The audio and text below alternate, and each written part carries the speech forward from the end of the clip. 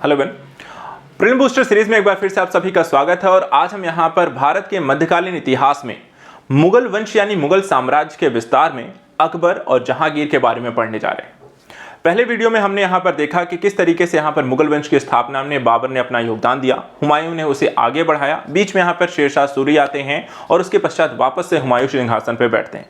लेकिन सिंहासन पे हुमायूं के बैठने के कुछ ही समय पश्चात उनकी मृत्यु हो जाती है और एक बार बहुत ही कम उम्र में अकबर का यहाँ पे शासनकाल शुरू होता है और यहीं से कहानी आगे बढ़ती है, जिसे हम मुगल वंश के यहाँ पर अकबर का कार्यकाल कहते हैं। तो स्थिति कुछ ऐसी होती है कि अकबर का जो शासन होता है अपने आप में देखा जाए तो काफी लंबे समय तक ये शासन करते हैं। इनका शासनकाल 1556 में यहाँ पर ये सिंहासन पर बैठते हैं और 1605 तक यहाँ पर चलता है। क्रम हमने देख ही लिया था। पहले बाबर यहाँ पे आते हैं। बाबर का जो कार्यकाल था 1526 से 1530, फिर हुमायूं 1530 से 1540, फिर शेरशाह सूरी 1540 से 1545, उसके बाद हुमायूं 1555 से 1556 और फिर 1556 से आपको 1605 अकबर का शासनकाल रहता है। तो अकबर यहाँ पर सिंहासन पर बैठते हैं 15 अक्टूबर यहाँ पर देखा जाए अकबर का जो जन्म होता है 15 अक्टूबर 1542 को। इनकी मां का नाम है हमीदा बानो बेगम था और अमरकोट के राणा बीरसाल के महल में इनका यहाँ पे जन्म हुआ था। अकबर के पिता हुमायूं थे और यहाँ पे बचपन का नाम यहाँ पर इनका जलाल था। और जैसे ही हुमायूं के मृत्यु की सूचना मिलती है तो पंजाब में गुरदासपुर जिले में स्थित कलनौर नामक स्थान पर 14 फरवरी 1556 को अकबर का राज्याभिषेक कर दिया जाता है। लेकिन देखा जाए तो ये दिल्ली में अनुपस्थित रहता है। देखा जाए तो यहाँ पर ये दिल्ली में होता नहीं है और यहीं से आपको एक नया अध्याय शुरू होता है। क्योंकि बहुत छोटे थे इन्होंने यहाँ पर देखा जाए तो बैरम खां का यहाँ पर इन्हें नेतृत्व कह सकते हैं कि एक संरक्षक थे जो बैरम खां इनके, और उन्हीं के शासनकाल में काफी समय तक ये आपको देखा जाए तो कहानी आगे बढ़ती है। बैरम खां 1556 से 1560 तक अकबर के संरक्षक के रूप में यहाँ पर कार्य करते रहे और अकबर का यहाँ पर राज्याभिषेक समय उनके साथ रहे। पंजाब के कुछ ही हिस्सों में देखा जाए तो उनका वास्तविक यहाँ पर नियंत्रण था उस समय, क्योंकि उस समय अगर हम देखें तो इस्लाम शाह की मृत्यु के उपरांत यहाँ पर हेस यानी कि उस समय जिसे हेमू भी कहा जाता था, हेमराज सुल्तान आदिल शाह जो बहुत यहाँ पे प्रभावित था, वो प्रधानमंत्री था और प्रधान सेनापति भी यहाँ पर देखा जाए बनता है।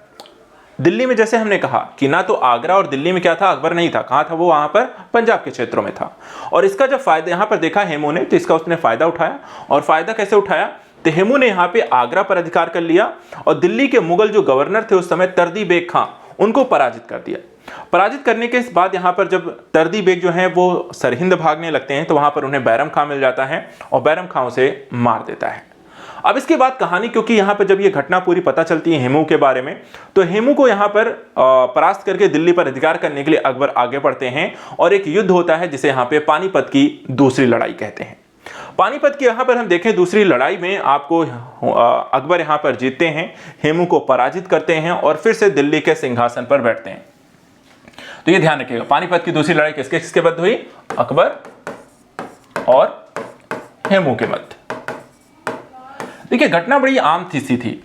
एक समय भी ध्यान रखिएगा, 5 नवंबर 1556 को अफगान बादशाह आदिल शाह सूर के सेनापति हेमू और अकबर के बीच यहां पर हुई। हेमू के पास देखा जाए तो ज्यादा बड़ी यहां पर आपको सेना थी और प्रारंभ में देखा जाए तो मुगल सेना जो है हेमू के खिलाफ यहां पर उसे सफलता नहीं मिल रही थी तब तक, जबकि यहां पर एक कहते हैं घटना घटी जिसमें हेमू की आंख में यहां पर एक तीर घुस जाता है और उसके बाद पूरा युद्ध जो होता है पलट जाता है। हेमू यहां पे पराजित हो जाते हैं और पानीपत की इस दूसरी लड़ाई में यहां पर अकबर की फाइनली विजय हो जाती है, क्योंकि जैसे ही वो जीतता है तो दिल्ली और आगरा जैसे क्षेत्र पर यहाँ पर अकबर का अधिकार हो जाता है और इस तरीके से यहाँ पर दिल्ली के तख्त पर एक बार फिर से मुगल वंश के वंशज अकबर जो होते हैं यहाँ पर सिंहासन पर बैठ जाते हैं और मुगलों और अफगानों के बीच चलने वाली जो संघर्ष होता है यहाँ पर समाप्त हो जाता है और एक नया कहानी, एक नया अध्याय यहाँ पर अकबर के कार्यकाल में शुरू हो जाता है। सबसे पहला देखा जाए तो यहाँ पे बैरम खां जो कि यहाँ पे 1560 तक यहाँ पर शासन करते रहे। अकबर के कुछ सरदारों और धायमा माहम अनगा के अकबर को यहाँ पर बैरम खां के विरुद्ध कर देते हैं, भड़का देते हैं। अकबर ने दिल्ली से जारी अपने फरमान में बैरम खां को अपदस्थ कर दिया और उसे हज जाने का आदेश दिया। बैरम खां प्रारंभ में इस आदेश से सहमत हो गया, लेकिन जब उसे लगा कि उसके साथ यहाँ पे उचित बर्ताव नहीं किया जा रहा है तो वह विद्रोह पर यहाँ पे उतारू हो गया और जालंधर के निकट वहां पे परास्त हो जाते हैं। अकबर ने उदारता बरतते हुए उसे पुनः यहाँ पर मक्का जाने का अवसर दिया था, लेकिन मक्का की राह में देखा जाए तो 1561 में वहां पर उसे एक लोहानी अफगान मुबारक खां के व्यक्तिगत दुश्मनी के कारण वहां पर उसकी हत्या कर दी गई। इसके बाद दूसरा जो प्रक्रिया यहाँ पर शुरू होती है अकबर के शासनकाल में, अकबर देखा जाए तो पर्दा शासन या पेटीकोट शासन के अंतर्गत रहते हैं और ये 4 साल ये भी चलता है 1560 से 1564 के दौरान। इस दौरान अकबर के शासन पर उसके हरमदिल की स्त्रियों और धाय मां, जिसको हम माहम अनगा कहते हैं, और उसके पुत्र आदम खां का यहाँ पर काफी ज्यादा प्रभाव था। 4 वर्षों के शासन को ही यहाँ पर पर्दा शासन कहते हैं। अगर ये क्वेश्चन आपसे पूछा है इसको ध्यान रखना, ठीक है। पर्दा शासन जो था माहम अनगा और उनके पुत्र आदम खां का दौरान एक कार्यकाल जो था 1560 से 1564 के दौरान की स्थिति थी। इसके बाद हम देखते हैं इस दौरान 1560 से 64 के दौरान कुछ प्रमुख घटनाएं, जैसे 1561 में यहाँ पे मालवा के युद्ध में आदम खां ने लूटे हुए धन का अधिकांश भाग अपने पास रख लिया था, जिस कारण से यहाँ पर देखा जाए तो अकबर को पता चलने पर आदम खां 1562 को यहाँ पर उसे मृत्यु दंड दे देता है और पुत्र की मृत्यु के सदमे माहम अनगा की भी यहाँ पर आगे चलकर मृत्यु हो जाती है। और इस तरीके से 1564 में देखा जाए तो पर्दा शासन भी पूरी तरीके से समाप्त हो जाता है। तो 2 कार्यकाल आपको देखा जाए, पहले 8 साल जो है 56 से 60 तक बैरम खां और 60 से 64 तक यहाँ पे पर्दा शासन या माहम अनगा के शासन में इन्होंने काम किया। और उसके बाद यहाँ पर देखा जाए तो एक साम्राज्य विस्तार की स्थिति या कह सकते हैं अकबर के द्वारा स्वयं यहाँ पर निर्णय लेने शुरू हुए। अब बात करते हैं यहाँ पर इनके समय में जो प्रमुख यहाँ पर युद्ध इनके द्वारा लड़े गए, प्रमुख घटनाएं जो कि परीक्षा में पूछी जाती हैं। साम्राज्य विस्तार, तो यहां पर आप देख सकते हैं मालवा के विरुद्ध अभियान, असीरगढ़ के पतन तक 4 दशकों में 40 वर्ष के दौरान यहां पर महान विजेता और साम्राज्य निर्माता के तौर पर अकबर का उदय होता है। सबसे पहला अभियान देखिए 15 मालवा विजय 1561 में। यहां पर सर्वप्रथम अकबर ने 1561-62 में मालवा के शासक उस समय कौन थे ये भी ध्यान रखिएगा, बाज बहादुर, इसको पराजित करते हैं और मालवा को अपने साम्राज्य यानी मुगल साम्राज्य में शामिल करते हैं। उसके बाद अगला अभियान यहां पे आप देख सकते हैं 1562 में चुनार पर अभियान किया गया। चुनार के किलों पर देखा जाए तो अफगानों का यहां पर कब्जा था। मुगल सेनापति यहां पे अब्दुल्ला खां के नेतृत्व में अकबर ने यहां पर चुनार के किले पर अधिकार कर लिया। तो इस तरीके से 1561 में मालवा, 1562 में चुनार को यहां पर अपने शासन में मिला लेते हैं।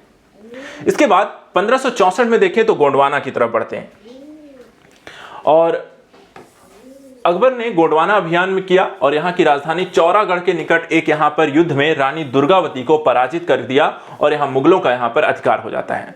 तो गोंडवाना जो युद्ध या विजय यहां पर हुई किसके विरुद्ध, रानी दुर्गावती के विरुद्ध यहां पर आपको लड़ा गया। तो इस तरीके से यहां पर धीरे धीरे ये एरिया आप देख सकते हैं, यह है गोंडवाना जहां पर यह युद्ध आपको लड़ा गया रानी दुर्गावती के साथ 1564 में।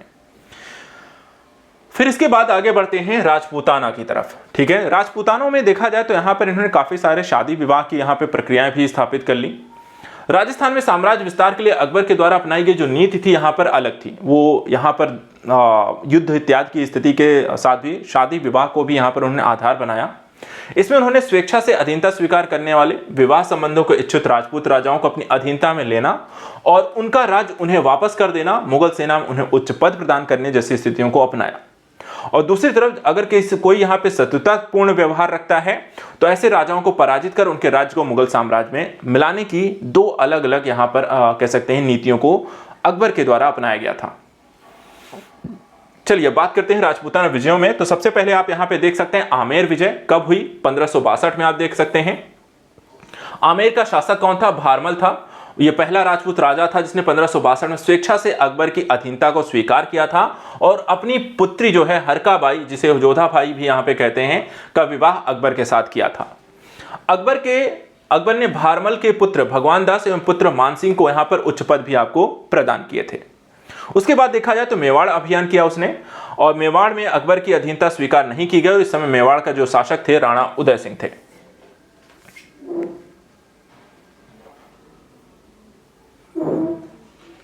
मेवाड़ विजय देखा जाए तो 1567 में यहां पर अकबर के द्वारा चित्तौड़ पर आक्रमण करके उसे जीत लिया और इस अवसर पर उदय सिंह जंगलों में यहां पर भाग गए थे। 1572 में देखा जाए तो राणा उदय सिंह की मृत्यु के उपरांत उसका पुत्र जो है राणा प्रताप सिंह मेवाड़ के शासक बनते हैं और राणा प्रताप ने जीवन पर्यंत यहां पर अकबर से संघर्ष किया और 18 जून 1576 में अकबर ने राणा प्रताप के विरुद्ध यहां पर आक्रमण किया। परिणाम स्वरूप देखा जाए तो युद्ध होता है जिसको हम कहते हैं हल्दी घाटी का युद्ध। तो ये कब हुआ था, 1576 में हुआ था और इस युद्ध में देखा जाए तो मुगलों की यहां पर विजय हुई थी। तो काफी फेमस है हल्दी घाटी का युद्ध, राणा प्रताप यहां पर और वर्सेस अकबर के विरुद्ध हुआ था। इसके बाद गुजरात, बिहार और पश्चिमोत्तर क्षेत्रों की तरफ यहां पर अकबर आगे बढ़ते हैं। 1572 में अगर हम देखें जो पहली यहां पर आपको अकबर ने गुजरात अभियान यहां पर किया और इस समय गुजरात का शासक कौन था? मुजफ्फर खां तृतीय। अकबर ने 1573 में से जीतकर मुगल साम्राज्य में यहां पर मिलाया। बंगाल बिहार की बात करें तो 1574 से लेकर 1576 के दौरान अकबर ने बिहार और बंगाल दोनों पर यहां पर अधिकार कर लिया था। और वहीं पश्चिमोत्तर राज्यों की अगर हम बात करें तो इसके बाद अकबर जो होता है इस तरफ आगे बढ़ता है और यहां पर देखा जाए तो जैसे काबुल हो गया, कश्मीर हो गया, सिंध हो गए और बलूचिस्तान हो गया, आपका कंधार हो गया, इन सभी क्षेत्रों को मुगल साम्राज्य में जीतकर मिला लेता है। तो इस तरीके से एक बड़े साम्राज्य की यहां पर अकबर के द्वारा स्थापना की जाती है। उसके बाद लास्ट की तरफ बचता है दक्षिण अभियान। और दक्षिण अभियान देखा जाए तो अकबर अपना पहला ऐसा मुगल शासक था, ध्यान रखिएगा यह भी क्वेश्चन पूछ लिया जाता है। अकबर पहला मुगल शासक था जिसने दक्षिण भारत पर अभियान किया और 1591 में अकबर ने यहां पे सबसे पहले खान देश पर आक्रमण किया और यहां का शासक था अली खां, जो स्वेच्छा से उसने यहां पर उसकी अधीनता को स्वीकार कर लिया। उसके बाद 1599 में देखें तो अकबर ने दौलताबाद पर आक्रमण किया और इसे भी अपने अधीन कर लिया। और उसके बाद 1600 में देखा जाए तो अकबर ने अहमदनगर पर आक्रमण किया और अहमदनगर की सुरक्षा का भार चांद बीबी पर था, जो अहमदनगर के शासक निजाम शाह की पुत्री थी और यहां भी अकबर की यहां पर विजय हुई और अपने अधीन कर लिया। और 1601 में इसने असीरगढ़ के किले को जीता और वह अकबर का अंतिम अभियान था। तो यह भी कई बार पूछा जाता है अकबर का अंतिम अभियान कहां था, तो 1601 में यहां पे असीरगढ़ में। तो सारे देखिए फैक्ट हैं, ठीक है, कब कहां पर कौन से अभियान उसने किए हैं, उनका क्रम और किसके विरुद्ध यहां पे लड़ा है, ये सारे क्वेश्चन आपको काफी पूछ लिए जाते हैं अकबर को लेकर के। अकबर की जब मृत्यु हो जाती है तो वहां पर 1605 ईस्वी में आगरा के सिकंदरा में उन्हें दफनाया जाता है। और एक कलापूर्ण यहां पर आप देख सकते हैं ये मकबरा जो कि अकबर का यहां पर है। सलीम जहांगीर के नाम से मुगल साम्राज्य के अगले बादशाह यहां पर बनते हैं और इस तरीके से मुगल साम्राज्य के में एक और यहां पे जो शासक है उनका समापन होता है और एक नए शासक का यहां पर पदभार संभाला जाता है। लेकिन अकबर के कार्यकाल को अगर हम देखें तो कुछ यहां पे महत्वपूर्ण तथ्यों को हम यहां पर देखते चलते हैं, ठीक है, कुछ इंपॉर्टेंट पहलुओं को एक एक करके मैं दिखाता हूं, इनको ध्यान रखिएगा, क्वेश्चन ऐसे भी हो सकते हैं। जैसे 1542 में क्या हुआ, अकबर का जन्म हुआ। 1556 में देखें अकबर का राज्याभिषेक हुआ। 1560 में देखा जाए तो संरक्षक बैरम खां को अपदस्थ किया गया। 1562 में देखा जाए तो अकबर के द्वारा दास प्रथा का अंत किया गया। 1563 में यहां पर तीर्थ यात्रा पर कर यहां पर अकबर के द्वारा समाप्त किया गया। ये इंपॉर्टेंट फैक्ट हैं, इनको यहां पे ध्यान रखिएगा। इसी तरह एक और इंपॉर्टेंट फैक्ट जो है जजिया कर की समाप्ति को लेकर पूछा जाता है, तो 1564 में यहां पर अकबर के द्वारा किया गया। इसी तरह 1571 में फतेहपुर सीकरी की स्थापना, आगरा से फतेहपुर यहां पे स्थानांतरण जो है जो राजधानी की, वो भी यहां पर 1571 में किसके द्वारा की गई, अकबर के द्वारा की गई। अकबर से संबंधित कुछ और वर्षों में हम देखें तो उसने क्या क्या किया, जैसे 1575 में उसने इबादत खाना की यहां पे स्थापना की। 1578 में देखिए तो इबादत खाने में सभी धर्म के लोगों को यहां पे प्रवेश की अनुमति दी। 1579 में यहां पर उसने मजहर की घोषणा की और 1580 में यहां पर देखा जाए तो दहसाल बंदोबस्त की प्रक्रिया को शुरू किया। दीन इलाही जो उसके द्वारा घोषित धर्म था वो यहां पर देखा जाए तो 1582 में यहां पर आपको घोषणा की गई। 1583 में देखिए तो उसने एक नया कैलेंडर जारी किया जिसे इलाही संवत कहते हैं। तो इलाही संवत किसके द्वारा शुरू किया गया, आपको अकबर के द्वारा कब शुरू किया गया, 1583 में। 1601 में देखें तो असीरगढ़ पर अकबर का अंतिम अभियान और उसकी मृत्यु देखें तो 1605 में यहां पर अकबर की मृत्यु हो जाती है। तो ये उसके पूरे शासन के काल के दौरान जो प्रमुख यहां पे घटनाएं हैं जो कि परीक्षा में एग्जाम के रूप में पूछी जाती हैं वो कुछ ये हैं। इसके साथ साथ कई महत्वपूर्ण तथ्यों पर भी हम यहां पर नजर डाल लेते हैं जो कि एग्जाम में यहां पर पूछ ली जाती हैं। जैसे अकबर का प्रथम विवाह हिंदाल की पुत्री रुकैया बेगम से हुआ। अकबर ने जैन आचार्य विजय सेन सूरी को यहां पर काली सरस्वती की यहां पर उपाधि दी। दीन इलाही धर्म का प्रधान पुरोहित अकबर स्वयं था। दीन इलाही धर्म को स्वीकार करने वाला प्रथम हिंदू कौन था, शासक बीरबल था। अकबर के दरबार के प्रसिद्ध चित्रकार का नाम क्या था, अब्दुल समद और दसवंत और बसावन, ये तीनों ही अकबर के दरबार में थे जो चित्रकार थे। अकबर के शासनकाल के प्रमुख गायक कौन कौन से थे, तानसेन, बाज बहादुर, बाबा रामदास और बैजू बावरा, ये चारों यहां पर देखें आपको अकबर के शासनकाल में रहे। अकबर की शासन प्रणाली की प्रमुख विशेषता क्या थी, मनसबदारी प्रथा, जो यहां पर काफी चर्चा का विषय रही और इसको लेकर के क्वेश्चन भी आपको, मनसबदारी प्रथा को लेकर के क्वेश्चन भी आए हुए हैं। अकबर के समकालीन प्रसिद्ध सूफी संत कौन थे, शेख सलीम चिश्ती और फैजी अकबर के दरबार में राजकवि के रूप में यहां पर पद पे आसीन रहे।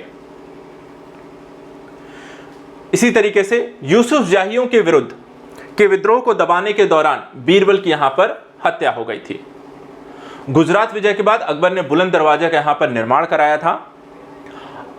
अकबर अक्सर नगाड़ा वाद्ययंत्र यहां पर बजाया करते थे। अकबर की इच्छा के अनुसार अब्दुल कादिर बदायूनी जो है रामायण का यहां पर उन्होंने फारसी भाषा में यहां पर अनुवाद किया और अबुल फजल ने यहां पर अकबर नामा की रचना की। ये सब आपको एज ए क्वेश्चन आपके एग्जाम में पूछा थे, इंपॉर्टेंट फैक्ट हैं जो कि तथ्य के तौर पे अगर हमें मुगल काल के बारे में अगर कुछ पढ़ना है समझना है तो यहाँ पर इन तथ्यों को ध्यान रखिए, क्योंकि क्वेश्चन फैक्चुअल डेटा पर ऐसे ही बनते हैं और यही आपको मेन क्वेश्चन है जिनको आपको पता होना चाहिए।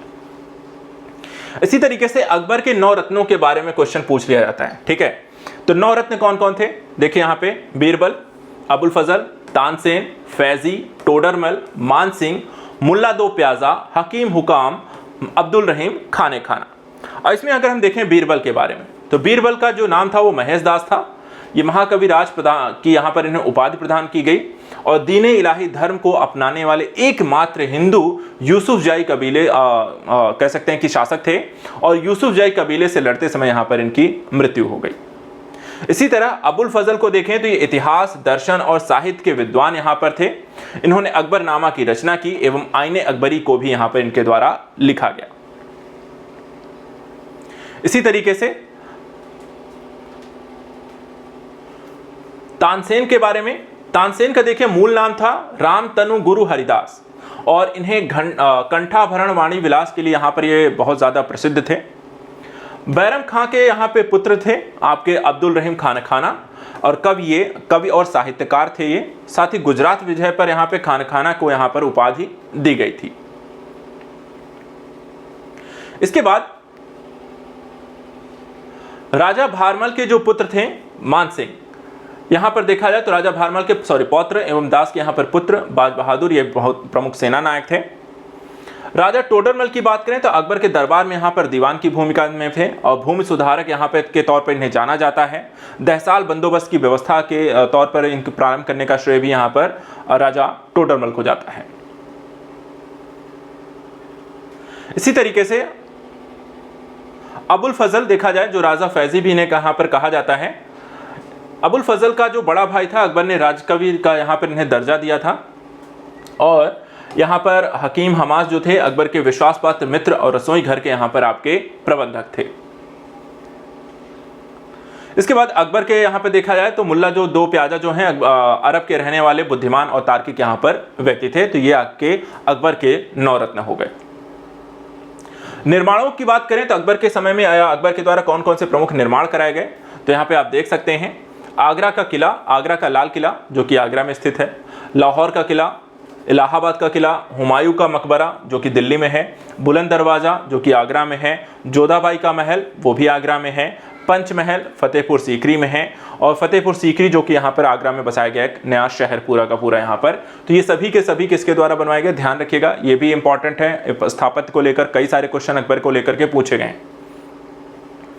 अब आइए यहाँ पर क्वेश्चन देखते हैं। ठीक है, जैसे 1564 में अकबर के द्वारा समाप्त किया गया जजिया था, क्या था, तीर्थ यात्रा, धार्मिक भेदभाव, भू राजस्व, सीमा कुल। तो देखा जाए तो हिंदुओं पर वसूला जाने वाला एक कर, तो यहाँ पर क्या हो जाएगा बी, यानी कि धार्मिक भेदभाव पे लगाया गया कर। तो कब समाप्त किया गया, 1564 पे अकबर के द्वारा जजिया कर को समाप्त किया गया जो कि हिंदुओं पे यहाँ पे लगाया जाता था। इसी तरीके से बुलंद दरवाजा बनाया गया था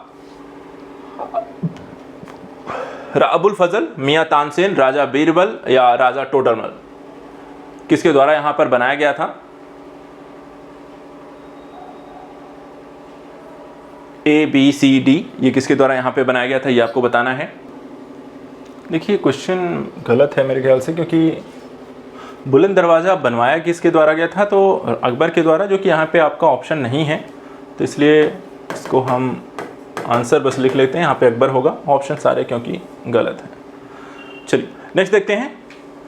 अकबर ने अपने दरबारी संगीतकार के रूप में किसे यहाँ पर किसे अपने दरबारी संगीतकार किसे बनाया था, अबुल फजल, मियां तानसेन, राजा बीरबल, राजा टोडरमल। तो हम सबको पता है किसे बनाया था, बी हो जाएगा, मियां तानसेन को यहाँ पर बनाया गया था दरबारी संगीतकार।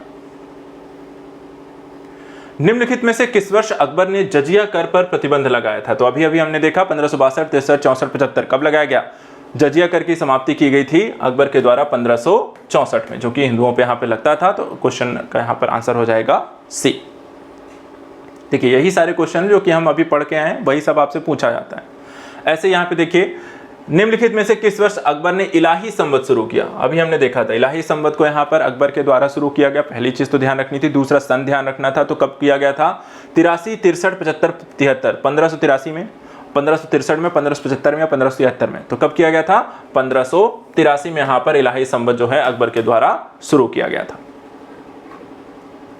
इसके बाद अकबरनामा और आईने अकबरी के द्वारा किसके द्वारा लिखी गई? अकबर, जियाउद्दीन बरनी, अबुल फजल या अब्दुल कादिर बदायूनी? तो यहाँ पर हम सब ने अभी देखा, ठीक है, 9 रत्नों में से एक कौन थे? अबुल फजल। अबुल फजल के द्वारा दोनों ही यहाँ पर अकबरनामा और आईने अकबरी यहाँ पर लिखी गई हैं। राजा टोडरमल किस विभाग के प्रमुख थे? सूबा संबंधित कार्य, लगान संबंधित कार्य, सेना नायक था या कोई नहीं? तो बताइए। तो यहाँ पर सबसे ज़्यादा जो राजा टोडरमल फेमस थे वो किस कारण से आपको देखा जाए तो आपको लगान संबंधित कार्यों को लेकर, भूमि की पैमाइश इत्यादि को लेकर, भू राजस्व व्यवस्था को लेकर यहाँ पर सबसे ज़्यादा फेमस थे। तो यहाँ पर आंसर हो जाएगा बी। अकबर के साथ संधि करने वाला पहला राजपूत राजा कौन था? राव चंद्रसेन, राजा भारमल, महाराणा प्रताप या कल्याण सिंह? सबसे पहला शासक यहाँ पर देखा जाए तो यहाँ पर इनकी पुत्री से इन्होंने विवाह कर लिया था। इनके पुत्र आपके मान सिंह थे। कौन थे ये राजा? राजा भारमल। तो आंसर हो जाएगा बी। नेक्स्ट, अकबर का 13 वर्ष की आयु में राज्याभिषेक कहाँ हुआ था? पठानकोट, दिल्ली, काबुल, कलानौर? तो देखा जाए दिल्ली आगरा के क्षेत्र में नहीं थे, हेमू के इसी कारण वहां पे अधिकार कर लेता है। कहां पे उनका राज्याभिषेक हुआ था? तो यहां पे देखा जाए तो कलानौर में। तो आंसर हो जाएगा आपका डी। चलिए, तो इस तरीके से यहां पर आपका अकबर का शासनकाल समाप्त होता है और जहांगीर का शासनकाल यहां से शुरू होता है। जहांगीर का देखा जाए जो जन्म हुआ 31 अगस्त 1569 को फतेहपुर सीकरी में यहाँ पर हुआ था। इनके पिता जैसा हम जानते हैं अकबर थे और इनका जो कह सकते हैं कि इनका नाम जो था हरकाबाई, इनकी माँ का नाम था मरियमुज्जमानी। जन्म 30 से 31 अगस्त 1569 में फतेहपुर सीकरी। पिता का नाम, माता का नाम ये तो हो गया। बचपन का नाम कई बार पूछ जाता है तो वो सलीम था। शेख सलीम चिश्ती के नाम पर इनका मूल नाम यहाँ पर रखा गया था। तो यहाँ पर अकबर के बाद देखें तो अगला जो शासनकाल आ जाता है जहांगीर का 1605 से लेकर के 1627 तक, 22 साल तक यहाँ पर ये शासन संभालते हैं। आइए देखते हैं इनके शासनकाल की कुछ प्रमुख चीजें। जहांगीर की शिक्षा के संदर्भ में देखें तो सलीम का जो मुख्य शिक्षक था वो अब्दुल रहीम खाना था और जहांगीर ने अरबी फारसी विज्ञान की शिक्षा यहाँ पर ग्रहण की। अरबी फारसी का देखा जाए तो इसे अच्छा ज्ञानी भी यहाँ पर कहा जाता है। इसने कहा जाता है इसने करीब 20 शादियाँ यहाँ पर की थी और नूर जहाँ इनकी यहाँ पर आपको बेगम थी। विवाह इनका देखा जाए तो आमेर के राजा भगवान दास की पुत्री मानबाई से भी हुआ था और मानबाई से ही यहाँ पर खुसरो को आपको जन्म हुआ। खुसरो के बाद देखें तो मानबाई शाह बेगम के नाम से यहाँ पर प्रसिद्ध होती हैं। वहीं सलीम का जो दूसरा विवाह हुआ वो मारवाड़ के शासक उदय सिंह की पुत्री जोधाबाई के साथ हुआ था और जोधाबाई के गर्भ से यहाँ पे खुर्रम या शाहजहां का यहाँ पे जन्म हुआ था, जो इसके बाद यहाँ पर शासक बनता है। जहांगीर के अगर राज्यारोहण की हम बात करते हैं तो 3 नवंबर 1605 को इसके एक राज्यारोहण या कह सकते हैं यहाँ पर आपको इनका राजतिलक किया जाता है। कहाँ पे? आगरा के किले में। राज्याभिषेक के बाद जहांगीर जो है वो तुरुद्दीन मोहम्मद जहांगीर बादशाह गाजी की यहाँ पर उसने उपाधि धारण की थी। गद्दी पर बैठते ही जहांगीर के द्वारा करीब 12 यहाँ पे अध्यादेश दिए गए थे। तो वो एक एक करके ये सारे अध्यादेश देख लेते हैं। क्या दिया गया? पहला, छोटे छोटे अनेक करों की यहाँ पर समाहित किया गया। सड़कों पर चोरी डकैती रोकने के लिए संपत्ति नियम यहाँ पर निर्धारित किए गए। दूसरों के घरों पर अधिकार करने और अंग निषेध करने के यहाँ पर आपको नियम जारी किए गए। मादक पदार्थों के प्रयोग पर यहां पर देखा जाए तो रोक भी लगाई गई। इसी तरीके से अस्पताल का यहां पर निर्माण और हकीमों की यहां पर नियुक्ति करना। मृत्यु के बाद यहां पर बाराधिकार का यहां पर संबंध। बृहस्पतिवार और रविवार के दिन यहां पे पशुवध पर रोक लगाई गई। रविवार के दिन यहाँ पर देखा जाए सम्मान की यहाँ पर बात की गई। मनसब एवं जागीरों की व्यवस्था, मदद माश की पुष्टि और विभिन्न प्रकार के निषेधों की आज्ञा, कार्य संबंधी यहाँ पर चीज़ों पर रोक लगाई गई अपने कार्यों को लेकर के। कर्मचारियों के वेतन भत्ते में वृद्धि करना, कैदियों की रिहाई जैसे कई सारे यहाँ पर उसने अध्यादेश, आपको 12 अध्यादेश इसमें शामिल किए गए। एक और जो बहुत फेमस चीज है न्याय की जंजीर, जो कि जहांगीर के शासनकाल में आपको पूछ जाता है कि न्याय की जंजीर यहाँ पर किसके शासनकाल में गई, किस शासक के द्वारा की गई। तो यहाँ पर आप देख सकते हैं जहांगीर ने गद्दी पर बैठने के बाद ही आगरा के किले पर यमुना नदी के तट पर खड़े होकर एक पत्थर के खंभे के बीच सोने की न्याय की जंजीर यहाँ पर लगवाई, और जहांगीर इस न्याय की जंजीर को जंजीर अदली यहाँ पर कहता है। इस जंजीर में देखा जाए तो 60 घंटियां थी और 12 आदेश यहाँ पर जो जारी किए गए थे उसे तुजुक ए जहांगीरी यहाँ पर उसमें इसका उल्लेख किया गया है।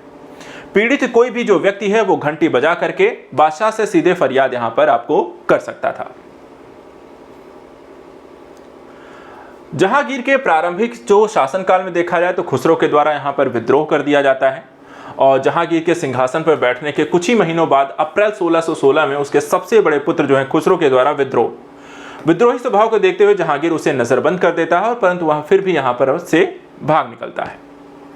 खुसरो जो है भाग करके 5वें सिख गुरु अर्जुन देव के पास यहां पर चला जाता है और उनका आशीर्वाद लेता है और जहांगीर के खिलाफ यहीं से रणनीति बनाता है।